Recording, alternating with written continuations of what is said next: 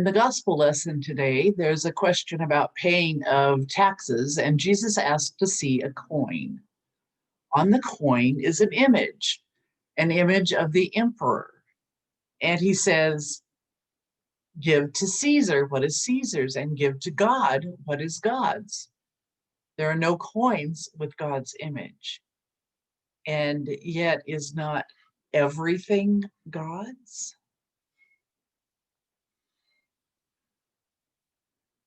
The point there was actually that the temple coins used in the temple must have no images on them. So if your intent was to go into the temple to worship and to purchase a sacrifice, you would use a temple coin. There were no graven images, no ways to put a face to God. And of course, the coin with the image of the Caesar showed the bearer's intent to pay the tax, for he had the right coin already, didn't he?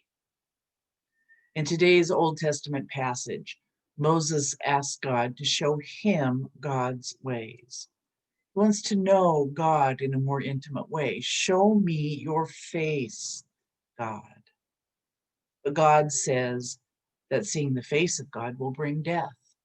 That is, believing that we can always recognize God is not life-giving, but is the first slippery slope to our demise in God's real presence. Knowing God's face, that is all there is to know about God. Tends to make us too self-confident, perhaps can lead us to trying to speak for God. The particular face of God that we've seen so far in Exodus is an image that is not always comfortable for us today. A God who is so very, very active in the world makes us a bit uncomfortable. If God is so active, then God is also reactive to the things that we do every day. And that could get a little tedious for us, trying to be perfect in every way at every moment so as not to incur the wrath of such a deity. I think the Hebrew image of God, their imagination of God, is so very uncomfortable to us because this is a God, this God is a combination of the hovering helicopter parent and the drill sergeant. Too close for comfort and too much of a demanding hothead. Hovering and demanding God is always there, watching our every move. Ugh, we really don't like that kind of a God, do we? But the God who is very far removed from us gives us little reason to worship either. If God just set the planets to spinning, for example, and turned away to leave us to our own devices, like a great experiment, then we're not in very good shape either. Would this God even respond if we were to pray? Why on earth would we care to worship or adore if it made no difference to us at all in the here and now? This God of the Hebrews is both too close for comfort, and too far removed and inaccessible. Dorte Zola wrote that we do not want an apathetic God. We want a God who makes a difference to us and we to God, do we not? Otherwise, why would we be here hoping to worship? We need a God who urges us to be the best human beings that we can be, to do the right things. We need a God with power over us, but also who will empower us. We do not want an apathetic, distant God who does not touch us in some way. Neither can we imagine God to be the drill sergeant, controlling and overbearing, who not only watches over every move for mistakes, but orders us to do things just a certain way and points the finger at us all the time.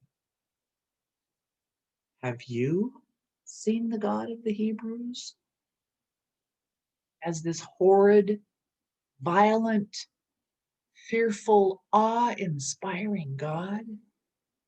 One to be scared of, almost cruel, almost, dare I say, evil?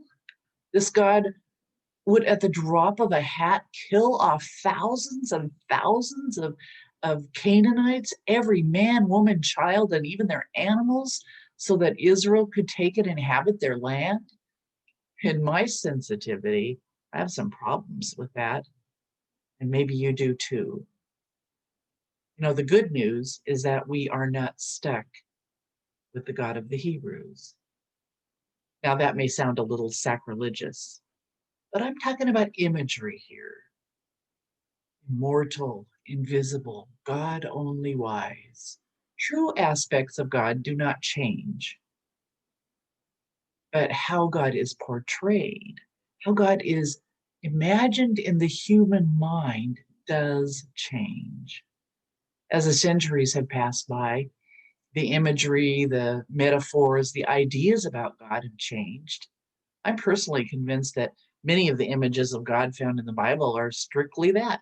They are images, they're metaphors, they're the imagination of a people. They are the way that people saw the face of God, imagined God to be, felt maybe God to be. It's how they related to God. These images seem to explain their world. I might even go so far as to say that they sometimes put words into God's mouth. But those images have changed. From the cloud-dwelling, pillar of fire, angry God of the Hebrews, maybe even the God of the burning bush, to the covenant-keeping, land-winning, and yet still violent God of the Israelites, to the God who takes the side of the oppressed and sends prophets to turn people's hearts, to get the people to pay attention to each other, to the downtrodden, to the widow, to the sojourner, to the compassionate, human, loving God who cares enough to give us a divine child to save us from ourselves. Thank God we are not stuck with those older images of God, those older ideas, and that as we personally get to know God, though we cannot completely know the mind of God, the images may change even more for us and affect our behavior. That violent, all-powerful, angry, overbearing God has become for us instead the empowering, human-loving, incarnate God we find in the person of Jesus of Nazareth. The other amazing thing in this Exodus event with Moses wanting to know God better, God is ready to cooperate, but wants to protect Moses. God wants Moses to know God's face, to know about God, to understand God more, but places Moses in the cleft of a large rock, a place of protection from any harm that might come to him if he were to see too much, if he were to know too much, and therefore become too confident in his knowledge. Just a glimpse is enough. Imagine the cleft of the rock as actually being held in the palm of God's own hand, a warm, loving, and protected place to be close to God without harming us. Our image of God can be a life giver, can be the very life giver that Jesus spoke of, the one who says, not an eye for an eye, but do unto others what you would have them do unto you. This is the God of presence. This is the God of relationship, of healing love, the God who overpowers us to journey through our lives, empowers us to journey through our lives in harmony and with understanding of our fellow human journeyers. One who holds us in the palm of her hand. When Moses was allowed to see God, it was from the backside. And that is usually how we do see God, in hindsight, so to speak, not so much meaning that that is a pun on the backside of God, but to say that we recognize God after God has passed by. Once we've experienced God's brief showings and presence with us. And there's a sort of, I don't know what to call it, when you have a bicyclist go by us, there's a sort of vapor stream that follows them. I've learned that during this COVID crisis.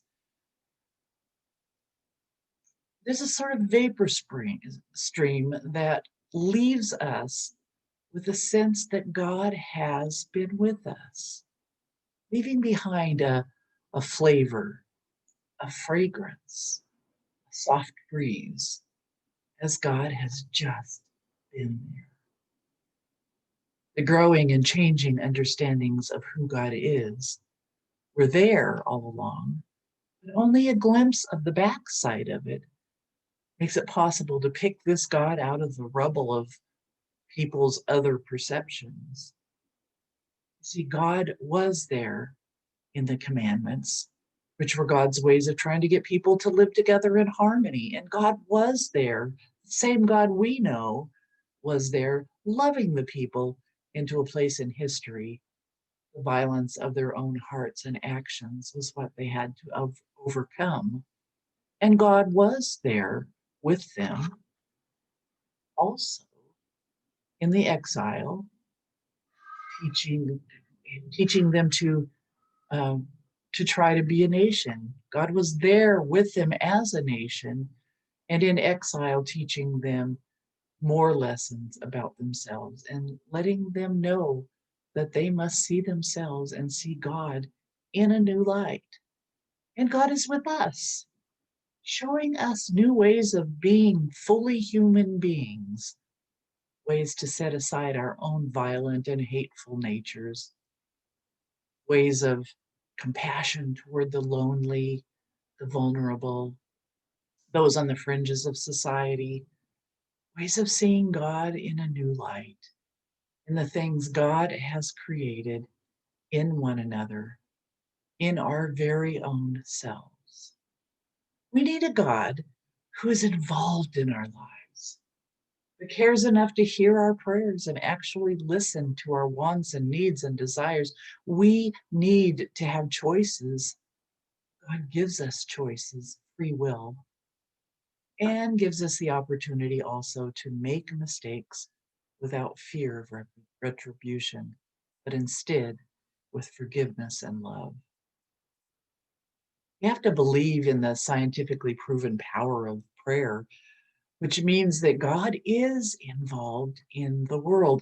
And yet we believe in a God who lets us make mistakes and to learn from them, and who forgives when we do.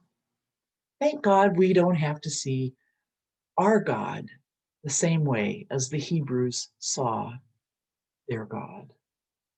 Thank God for the newness of life, the newness of God, whom we see in Jesus Christ.